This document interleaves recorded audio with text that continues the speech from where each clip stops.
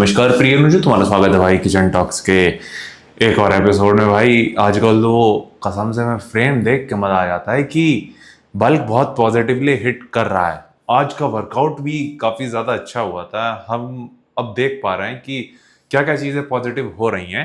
उनमें से सबसे पहली चीज तो यही है कि अब हम फूड फोकस नहीं रहे। फूड फोकस एज एन मान के चलो, जो हम पहले हमेशा खाने के बारे में सोचते रहते थे अब वो नहीं है। मील हमारी अभी भी अच्छी हैं, हम जाहिर चाहते हैं मील अपनी सस्टेनेबल रखते हैं, टेस्टी रखते हैं, सब कुछ रखते हैं। पर हम बहुत ज़्यादा एक तरीके से रील वगैरह में भी फूड वगैरह के बारे में सोचते थे। इवन हम मान सकते हैं कि पूरे दिन हम खाने के बारे में ही सोचते रहते थे, पर अब वो केस नहीं रहा है। दूसरी चीज़, हमारा वर्कआउट काफ़ी ज़्यादा इन दिनों अच्छा हो रहा है। और हमने जीवन में कभी इतना ज़्यादा चीज़ों को ट्रैक किया नहीं है। मतलब कि जाहिर सी बात है, हमारी इस टाइम पे जो लिफ्ट वगैरह है वो हम ट्रैक कर रहे हैं, और हम इवन सुबह से ही बना के चलते हैं या फिर एक दिन पहले ही बना के चलते हैं कि कल हमें कितना लिफ्ट करना है। और वो लिटरली हमें हेल्प कर रहा है उस ट्रेनिंग पीरियड को और ज़्यादा अच्छा बनाने में और उस वर्कआउट की क्वालिटी इंप्रूव करने में। जैसे सही बताएं, कल हमने सोच के रखा था कि ये चीज़ बोलते हुए हमें शर्म भी आ रही है और नहीं भी, कि हमने आज तक स्मिथ मशीन पे किया तो है, मतलब कि पहले भी हमने यानी इतना वेट लिफ्ट किया है। बट हम ये चीज कह सकते हैं पिछले 7-8 महीने में हमने स्मिथ मशीन पे कभी 3 प्लेट से स्क्वाट नहीं की थी, लेकिन आज हमने वो की। और कल हम प्लान करके गए थे, हम थोड़ा सा औकात के बाहर की चीज सोच रहे थे कि यानी 60 किलो 3 प्लेट एक साइड पे हम 5 रैप लगाएंगे। और ये हमारा माइंड कहीं ना कहीं क्या कहते हैं उसको, अवचेतन मस्तिष्क में ये हमारे ख्याल आ रहा था कि शायद ये औकात के बाहर की चीज है, तुम नहीं कर पाओगे, नहीं कर पाओगे। लेकिन एट द सेम टाइम हमारा वो दृढ़ निश्चय भी था कि नहीं, कर सकते हैं, कर सकते हैं, कर सकते हैं। तो आज लिटरली भाई हम 4 रैप किए, हम 5 नहीं किए थे। लेकिन वो भी हमारे लिए काफी ज्यादा अनएक्सपेक्टेड था, क्योंकि उससे पहले हमने 55 से किया था, और 55 पे हम 55 ईच साइड स्मिथ मशीन पे, एंड उस पे हमने क्लीन 8 रैप निकाले थे कंफर्टेबली, जो लास्ट टाइम पे हमें 5 में फटके 4 हो गई थी। तो ये एक तरीके से हमारी काफ़ी ज़्यादा अच्छी और पॉजिटिव हम कहेंगे कि अचीवमेंट थी। उसके बाद हमारे हैमस्ट्रिंग कर्ल पे भी हमने एक तरीके से पीआर हिट किया। बाकी वर्कआउट की वॉल्यूम हमारी काफ़ी ज़्यादा कम है, लेकिन उसमें जो क्वालिटी है वो काफ़ी ज़्यादा अच्छी है। आज सही बताएं तो हमें स्क्वाट पे ही सिर्फ हमें कितना, सही बताएं तो 20 के आसपास मिनट लग गए थे, क्योंकि उसमें प्लेट लोड करो, फिर रेस्ट करो, फिर तुम समझ रहे हो, उसमें सबसे ज्यादा टाइम लगता है। और हमें लगता है कि उसको देना वर्थ इट था। अभी हमारा मन कर रहा है धीरे धीरे बारबेल पर स्विच करने का, लेकिन हमें लगता है कि अभी नहीं करेंगे जब तक हम 4 प्लेट स्मिथ मशीन पे नहीं पहुंच जाते, मतलब कि 80 और 80, तब तक हम स्मिथ मशीन पर ही करने का सोच रहे हैं एटलीस्ट। तब देखते हैं कि आगे कैसा रहता है, टाइम बताएगा। बट ये सारी चीज काफी ज्यादा अच्छी हो रही है।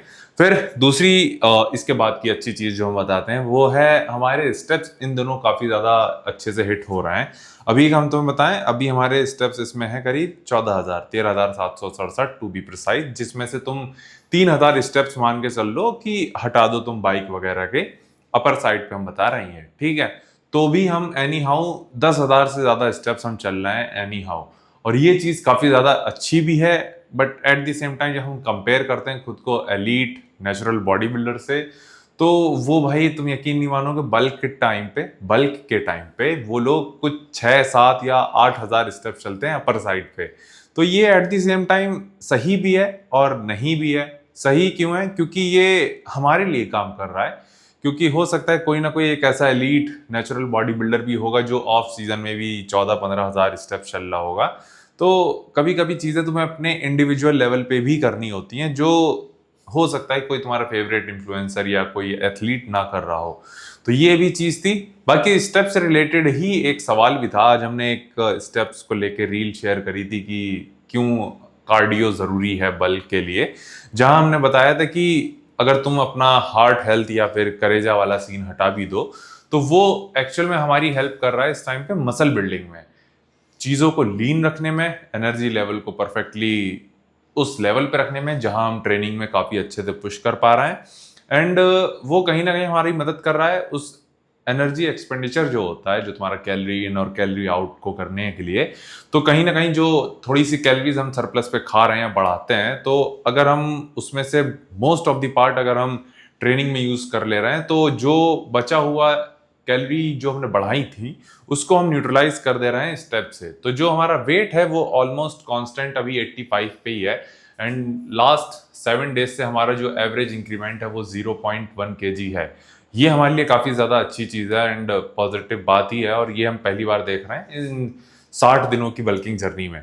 अभी हम पूरे फोकस्ड हैं एटलीस्ट अगले 4 महीने के लिए बल्किंग को लेके जब हम कंसिडर करते हैं, एंड हमें पता है कि ये जो प्रोग्रेस है ये हमारी, यार हमने तुम्हें पहले भी बताया हुआ है कि इंटेंट एक बहुत बड़ी चीज हो जाती है, किस इंटेंट के साथ तुम ट्रेन कर रहे हो।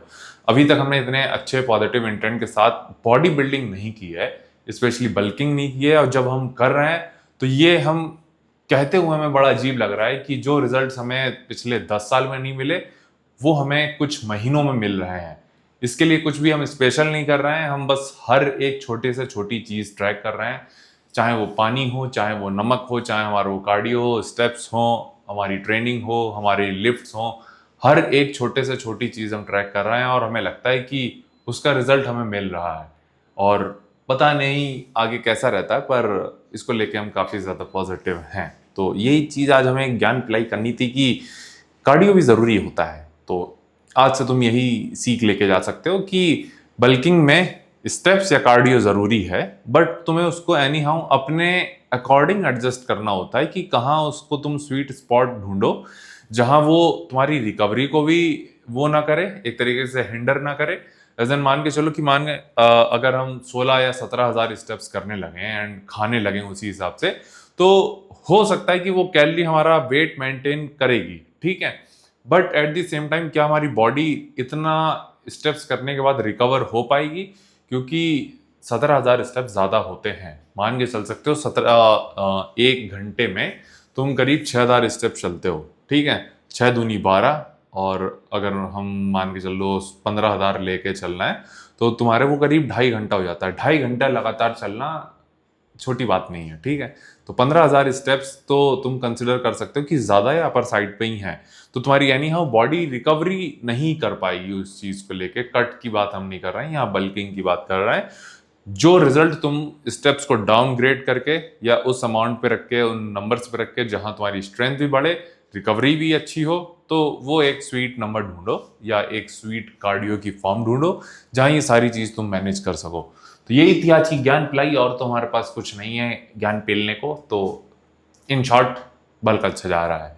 तो यही चीज रखते हैं यहाँ तक, और तुम्हें कुछ पूछना हो तो नीचे कमेंट कर देना, ताकि उसको हम किचन टॉक्स या वर्कआउट के दौरान कवर करेंगे। तब तक तुम अपना ख्याल रखना।